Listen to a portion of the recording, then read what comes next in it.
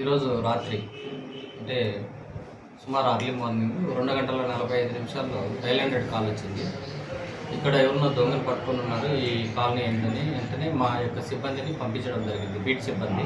అప్పుడు డిఎల్ఆర్ కాలనీలో ఉన్నారు. డిఎల్ఆర్ కాలనీ నుండి అక్కడికి వెళ్ళారు. అక్కడికి వెళితే అక్కడ ప్రజలు ఒక దొంగని పట్టుకొని ఉన్నారు.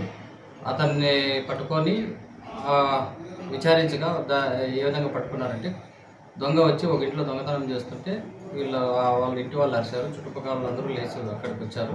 వాడు పారిపోయినప్పుడు వాళ్ళు కొంత దూరం చేంజ్ చేశారు. దాని పక్కనే రైల్వే ట్రాక్ ఉంది. ఆ రైల్వే ట్రాక్కు సంబంధించి ముందుకు వెళ్ళేటప్పుడు రైల్వే ట్రాక్ కొత్తగా ఈ డబ్లింగ్ వర్క్స్ జరుగుతున్నాయి. ఆ రేకులు దూరిపోయినాడు. సందులో దూరినప్పుడు అతనికి హెడ్ ఇంజరీ కూడా అయింది. వాళ్ళు అదేవిధంగా తీసుకొచ్చి వాటర్ ట్యాంక్ దగ్గర పెట్టినారు. అందరూ గుమికూడినారు.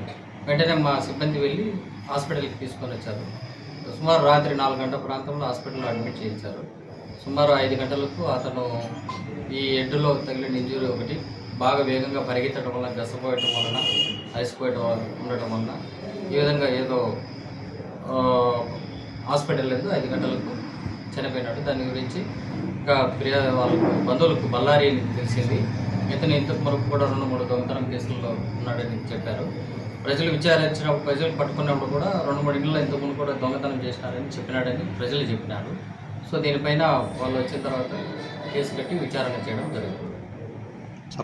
ఇతని పేరు వచ్చేసి Narayana Swamy son of Ramana, Nagalkere, Muspeta road, Ballari town, Ballari district head quarter Nagalkere అనే ప్రాంతానికి 32 వార్డుకు సంబంధించిన వ్యక్తిగా మనకు ఆధార్ కార్డు ప్లస్ అతని సెల్ ఫోన్ కూడా ఉంది.